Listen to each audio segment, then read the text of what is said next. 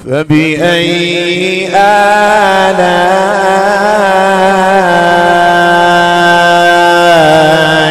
ربكما تكذبان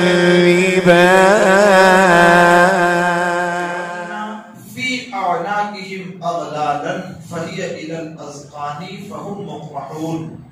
ہم نے ان کی گردنوں میں فی اعناقہم اغلالا توق ڈال دی ہے.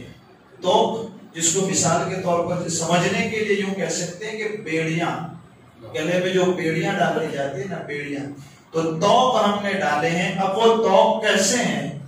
اب بیڑی ڈالی جاتی ہے تو انسان سر ہلا سکتا ہے، ادھر ادھر دیکھ سکتا ہے، لیکن جو توق کا مسئلہ ہے قرآن فرماتا ہے فَهِيَ إِلَى الْأَذْقَانِ، جو توق ہم نے ڈالے ہیں وہ ان کی تھوڑیوں تک ہے. یہ جو تھوڑی ہے نا داڑھی کے لیے، ان کی تھوڑیوں تک ہیں. فی اعناقہم اغلالا فہی الی الاذقان فہم مقمحون، تو وہ پھر اپنا منہ اٹھا کر کے اٹھائے ہوئے ہیں اور کبھی نیچے نہیں دیکھ سکتے. جو توق ان کے گلے میں ڈالا ہے وہ یہاں سے باندھ، تو وہ ہمیشہ ایسے ہی دیکھتے. پھر وہ جھک کر کے اوپر کو منہ اٹھائے ہوئے ہیں، وہ نیچے نہیں دیکھ سکتے، ایسا عذاب دیں. پھر مفسرین فرماتی ہے کہ آگے کہا وہ محبوب آپ کو جنہوں نے نہیں مانا، کفر کر لیا، اپنے رب کے بھی منکر ہو گئے. ساتھ کون؟ جب آپ نصیحت کرتے ہیں، جب آپ انہیں کچھ واعظ کرتے ہیں، جب آپ ان پہ ہماری آیتیں تلاوت کرتے ہیں تو یہ ہماری آیتوں کو نہیں سنتے، ہماری نصیحت کو نہیں قبول کرتے، پیٹ پھیر کر بھاگ جاتے ہیں. یہ ان کا ہے. ان کے لیے مثال بیان فرمائی کہ وہ لوگ جن کی گردنوں میں توق پڑا ہوا ہے، جو ان کی تھوڑی تک پہنچتا ہے. اب حالت یہ ہے کہ اس کی وجہ سے ان کا سر اٹھا ہی رہتا ہے، کبھی جھکا نہیں سکتے، وہ سر بھی نہیں جھکا سکتے.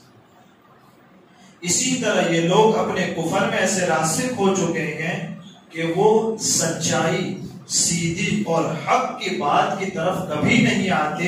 وہ ہمیشہ سچائی کی طرف سر کبھی نہیں جھکاتے، ہمیشہ کفر کی طرف جاتے ہیں، جھوٹ کا سہارا لیتے ہیں اور جھوٹ ہی پر بھروسہ کرتے ہیں. ان کے لیے یہ عذاب.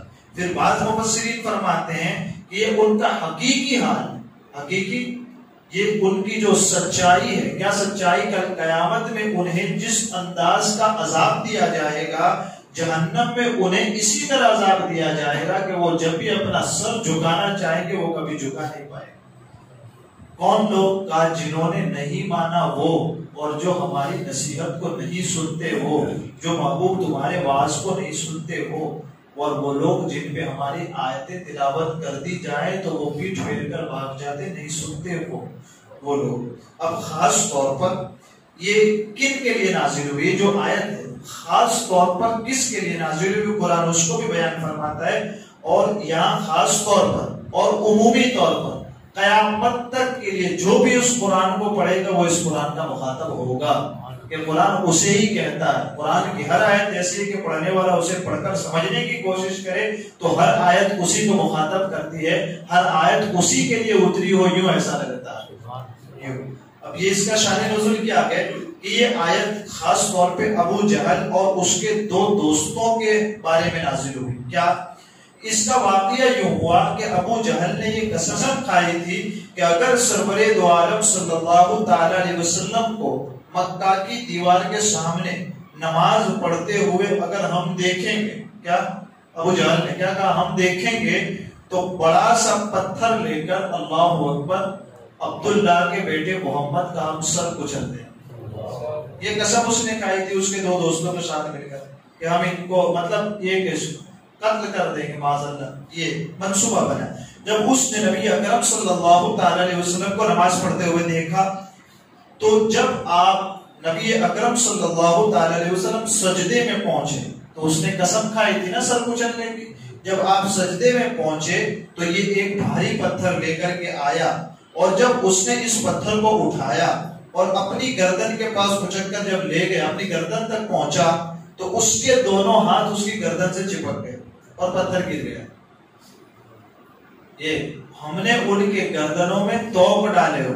توق کیسے پڑے؟ کہ وہ اب نیچا نہیں دیکھ سکتے، جو سر گردن جھکا کر کبھی نہیں دیکھ سکتے. جیسے اس نے پتھر اٹھایا تو پتھر اٹھا تو لیا اس نے، لیکن جب سر تک پہنچا تو اس کے دونوں ہاتھ اس کی گردن کے ساتھ چپک گئے اور پتھر گر گئے. ٹھیک، یہ اس کے ساتھ ہوا. یہاں پھر اس کے بعد یہ چپک گئے اور پتھر گر گیا. یہ حال دیکھ کر وہ اپنے دونوں دوستوں کی طرف بھاگا، ان سے یہ واقعہ بیان کیا، بھائی میں پتھر مارنے ہی والا تھا لیکن میرے ساتھ یہ حال ہوا. تو ان دو دوستوں میں سے پھر ایک دوست جس کا نام ولید بن مغیرہ ہے، کہا اچھا تم تو یہ کام نہ کر سکے، ہم یہ کام کر لیتے ہیں. میں یہ کام ضرور کروں گا اور میں سر کچل کر ہی آؤں گا واپس. چنانچہ وہ بھی پتھر لے کر پہنچا اور حضور صلی اللہ تعالی علیہ وسلم ابھی نماز ہی میں تھے. جب وہ قریب پہنچا تو اللہ تبارک و تعالیٰ نے اس کی بینائی کو سم کر لیا، اسے اندھا کر دیا. یعنی کہ وہ حضور کی آواز تو سن سکتا ہے لیکن دیکھ ہی نہیں سکتا کہ حضور کس سمت میں، کہاں ہیں، کیسے ہیں، کیا کر رہے ہیں، کچھ بھی پتا نہیں. بس خالی آواز سنائی دیتی حضور صلی اللہ تعالی وسلم کی. اب حالت یہ کہ کچھ سنائی نہیں دیتا، سنائی سب دیتا ہے، آنکھوں سے کچھ دکھائی نہیں دیتا. یہ بھی پریشان ہوا، اپنے یاروں کی طرف لوٹا، وہ بھی نظر نہیں آیا. ارے میں جس طرف سے گیا تھا وہاں تو کوئی نظر نہیں آتا. اس کی بینائی لے لیے. تو پھر اس کے دوستوں نے آواز دی تو اس کی آواز سے وہ ان کے قریب پہنچے. انہوں نے ہی اسے پکارا اور اس سے کہا تو اس نے کہا کہ یقیناً میں ان کے قریب پہنچا لیکن مجھے تو صرف ان کی آواز آتی تھی، مجھے کوئی دکھائی نہیں دیتا تھا. اس سے بھی اندازہ لگائیں کہ اللہ تبارک و تعالیٰ حضور کی کس انداز سے حفاظت فرماتا ہے. اگر ان پر کوئی حملہ کرنا چاہے تو اللہ اس کی آنکھوں کی بینائی ہی لے لیتا ہے کہ اب محبوب نظر ہی نہیں آئیں گے. ایک یہ بھی انداز. پھر اب وہ تیسرے کے پاس آیا نا، وہ دو تو رہے کام کرنے سے. ابو جہل کے تیسرے دوست نے دعویٰ کیا کہ وہ اس کام کو انجام دے گا اور بڑے دعوے کے ساتھ وہ بھی تاجدار رسالت صلی اللہ تعالی علیہ وسلم کی طرف چلا کہ الٹے پاؤں ایسا بدحواس ہو کر کے بھاگا کہ اسے کچھ سجائی نہیں دے رہا تھا کہ اب وہ کیا کرے. پاگلوں کی طرح بھاگا وہ الٹے پاؤں. جب اس کے دونوں دوستوں نے اسے پکڑا اور کہا کیا مسئلہ ہے، کیوں اس طرح بھاگ رہا ہے پاگلوں کی طرح، تو کہتا ہے کہ جب میں حضور کی طرف بڑھنے لگا ایک بڑا سانڈ میرے اور حضور صلی اللہ علیہ وسلم کے درمیان کھڑا تھا. اگر میں ایک قدم بھی آگے بڑھا تھا تو وہ مجھے مار ڈالتا. حالت اس کی یہ تھی. تو اس کے ڈر سے میں واپس بھاگا کہیں وہ میری طرف نہ آ جائے. یہ حضور صلی اللہ علیہ وسلم کے اور میرے درمیان حائل ہو گیا.